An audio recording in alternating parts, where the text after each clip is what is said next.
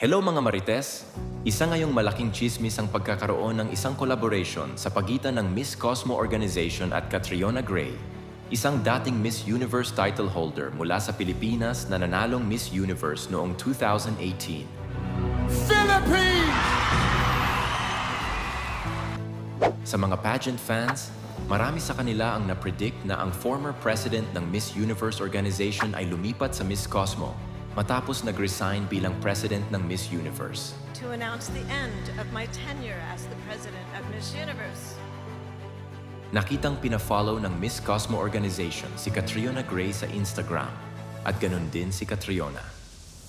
May balita na si Catriona ay magiging pasarela trainer o pasarela coach ng organisasyon at magiging master of ceremony o host ng pageant sa kanilang unang edisyon.